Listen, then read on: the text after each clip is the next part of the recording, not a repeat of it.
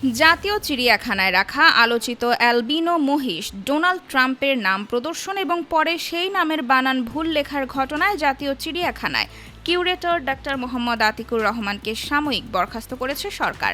একই সঙ্গে তাঁর বিরুদ্ধে বিভাগীয় ব্যবস্থা নেওয়ার সিদ্ধান্ত হয়েছে। শনিবার ৩০ মে বিকেলে মৎস্য ও প্রাণী সম্পদ মন্ত্রণালয়ের সচিব মোহাম্মদ দেলোয়ার হোসেন স্বাক্ষরিত এক প্রজ্ঞাপনে এ তথ্য জানানো হয়।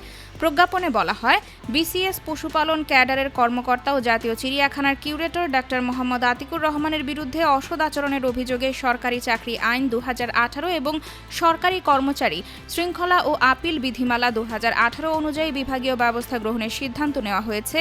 একই সঙ্গে তাঁকে সাময়িক বরখাস্ত করা হয়েছে। বরখাস্তকালীন সময়ে তিনি বিধি অনুযায়ী খোরপোশ ভাতা পাবেন, তবে প্রজ্ঞাপনে অভিযোগের প্রকৃতি উল্লেখ করা হয়নি। প্রাণী সম্পদ অধিদপ্তর ও মৎস্য ও প্রাণী সম্পদ মন্ত্রণালয়ের একাধিক সূত্র জানিয়েছে, সম্প্রতি জাতীয় চিড়িয়াখানায় রাখা অ্যালবিনো মহিষটির পরিচিতি ফলকে ডোনাল্ড ট্রাম্পের পরিবর্তে ডোনাল্ড ট্রাম্প লেখা হয়েছে। বিষয়টি সামাজিক যোগাযোগ মাধ্যমে ব্যাপক আলোচনার জন্ম দেয় এবং পরে সরকারের উচ্চ পর্যায় পর্যন্ত গড়ায়। সূত্রগুলোর দাবি, শুধু বানান ভুল নয়, যুক্তরাষ্ট্রের প্রেসিডেন্ট ডোনাল্ড ট্রাম্পের নামে একটি মহিষের নাম সরকারি প্রতিষ্ঠানের প্রদর্শনী বোর্ডে বহাল রাখা নিয়েও আপত্তি ওঠে। বিষয়টিকে প্রশাসনিকভাবে বিব্রতকর হিসেবে দেখা হয়। এর আগে গত বৃহস্পতিবার ডাক্তার মোহাম্মদ আতিকুর রহমানকে প্রাণী সম্পদ অধিদপ্তরের পরিচালক পদে বদলি করা হয়।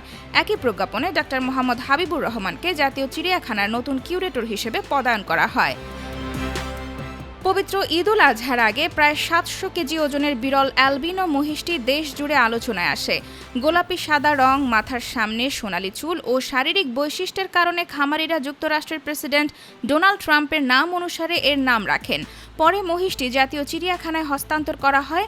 সেখানে পরিচিতি ফলকে ডোনাল্ড ট্রাম্প লেখা হলে নতুন বিতর্কের সৃষ্টি হয়। সমালোচনার মুখে পরে ফলক পরিবর্তন করে মহিষটির নাম সাদা মহিষ হিসেবে প্রদর্শন করা শুরু হয়।